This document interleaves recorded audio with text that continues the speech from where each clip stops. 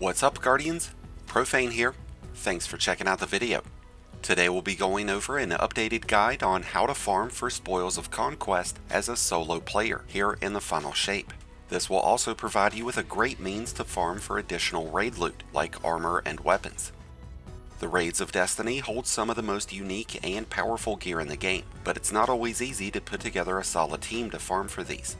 It can also become rather expensive, trying to purchase raid weapons and armor from end raid vendors. Regular weapons cost 20 Spoils of Conquest, while adept weapons cost 25. You'll earn Spoils of Conquest and raid gear when completing certain raid encounters and opening hidden chests. Raids like Crota's End, Vault of Glass, Vow of the Disciple, Root of Nightmare, King's Fall, and Salvation's Edge will all provide Spoils of Conquest out of every completed encounter and every opened chest. The Garden of Salvation, Last Wish, and Deepstone Crypt will only provide Spoils of Conquest when those raids are the featured weekly rotator. At any given moment, your character can hold 240 Spoils of Conquest, with your Postmaster holding an extra 99. Between all of these raids, there are several chests that you'll be able to easily access as a solo player. Each raid chest provides 5 Spoils of Conquest, and almost every chest can be accessed by all 3 class types, each and every week, putting you somewhere between 65 and 70 Spoils of Conquest each week. So let's break down how to access each of these raid chests as a solo player. And we'll start with the Vow of the Disciple. This raid has one chest hidden in its opening encounter. You'll need to shoot 3 resonant stems to gain access to the chest, but pervading darkness will become a hindrance. You're not going to be in a restricted respawn area though, so if you do die because of pervading darkness, you'll be able to instantly respawn right back where you died. By defeating the 3 abominations at the very beginning, you can actually remove the pervading darkness, making it much easier to access these stems and get to that chest.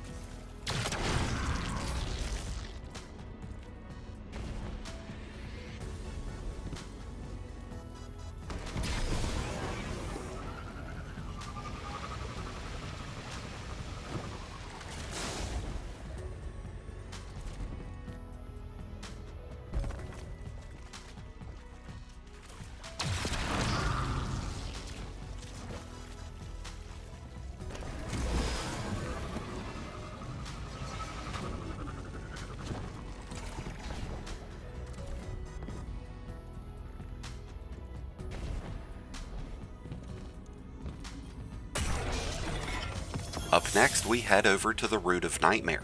This raid has one chest that can be obtained by solo players, but to get to it, you'll need the checkpoint for Nezarec. You can easily obtain this by using the D2 checkpoint website, which I'll leave a link for down in the description. To get to this chest, you'll need to backtrack from Nezarec and head back to the planet's encounter. We'll be utilizing an out-of-bounds glitch that lets us skip past the planet's area to get back into the maze. I would recommend having a sword to help traverse through these areas, An exotic armor piece that improves mobility would also come in handy.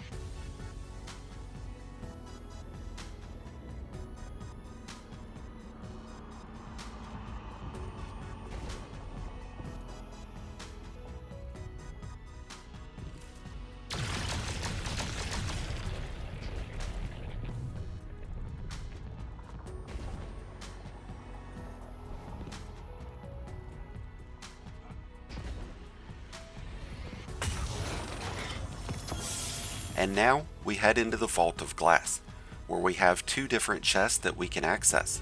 Technically, solo players can access every hidden chest out of this raid, but the last 2 are much more complicated and much more time consuming, so we'll just be focusing on the first 2 chests. The first chest requires us to use an out-of-bounds glitch, and I assure you, this does still work here in the final shape. We'll be using a sparrow to get through a small crack in the map, and it does have to be a sparrow. So once you load in, head over to the right and locate this rock. You're going to need to equip a sparrow that has a tiny ass, because you're going to have to back it up into this rock as far back as you can, and if you've got a big bulky sparrow, you're not going to get far enough in. Once you're up into the crack, you're going to need to dodge left and simultaneously jump off of your sparrow.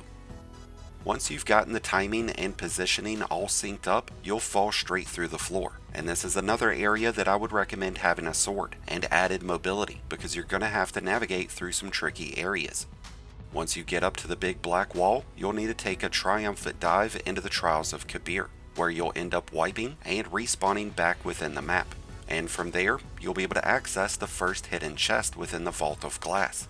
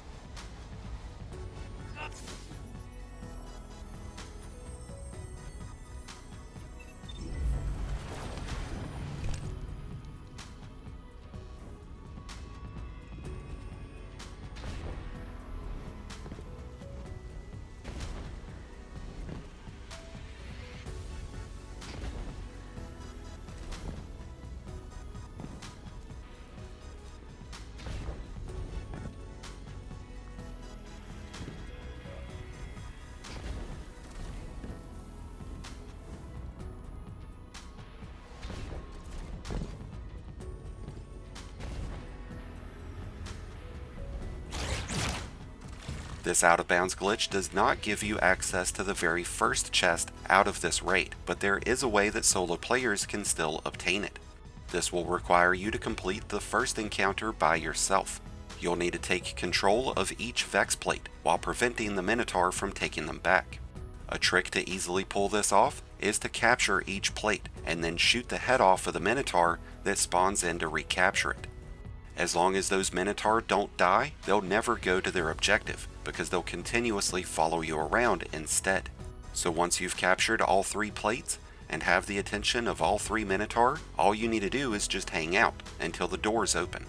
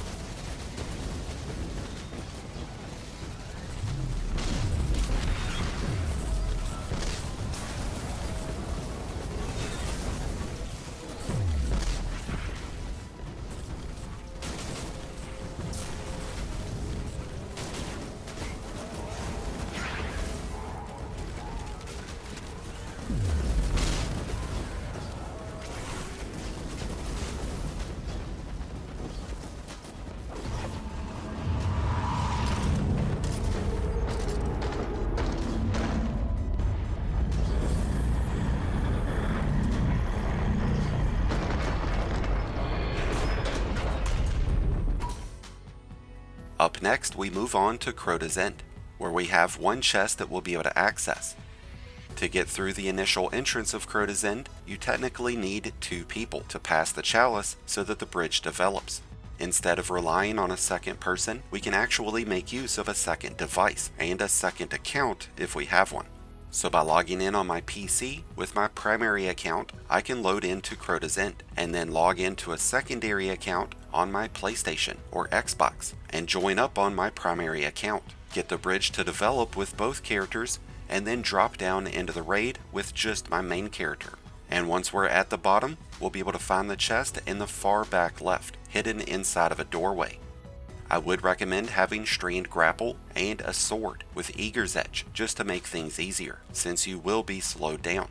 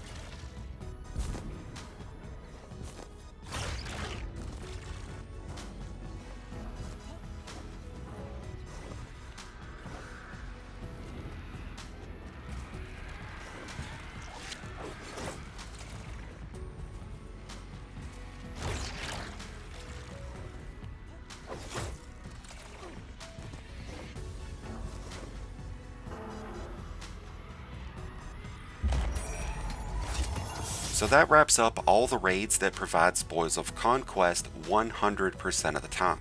As we mentioned earlier, the older raids do provide Spoils of Conquest, but only when they are the featured rotator.